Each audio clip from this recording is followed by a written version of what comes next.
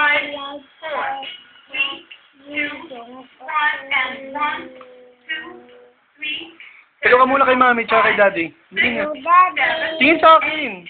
8, 7. Ano daw gusto mo laruan? Sabihin mo kay daddy. Yung tractor po. May tractor ka na eh. Diba? Binili ni Uncle Riggy tsaka ni Tita Pe. Ako no, ako lang. Oo. Ano nga pabibili mong bago kay mami tsaka kay daddy? Yung ano po, yung black, Ha? Yung tulak. Tulak? Namimiss mo na ba si daddy tsaka si mami? Hindi ko yung nalo. Hindi, namimiss mo na si daddy tsaka si mami. Opo. Eh si mami? Ha? Si mami mo, namimiss mo na rin? Opo. Ano sasabihin mo kay mami pag nakita mo? Mami, po, may pagba ko. Po? Opo, kasi nahulog no, yung pagdating natin sa kanila. Well, eh kay daddy mo, ano sasabihin mo kay daddy mo? Ano? Yung... Ano ba to? Yung... Sabi ko ayoko na ng toast eh. Tito Wilson eh. Kasi bad yun pag toast. Ano ba yung babalik ko?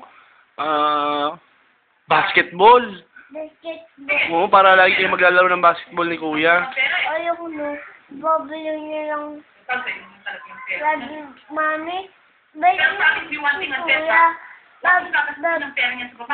Babili ko si kuya ng basketball. Tingnan mo.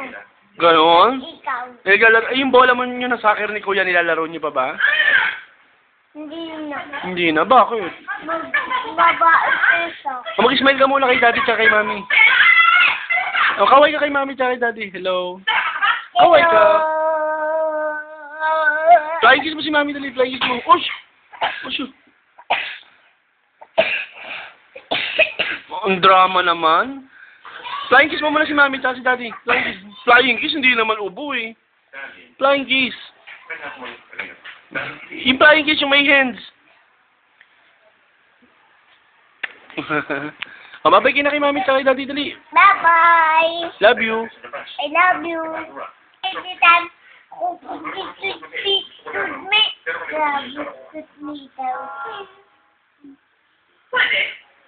Ano, kakain na ba tayo ng rice?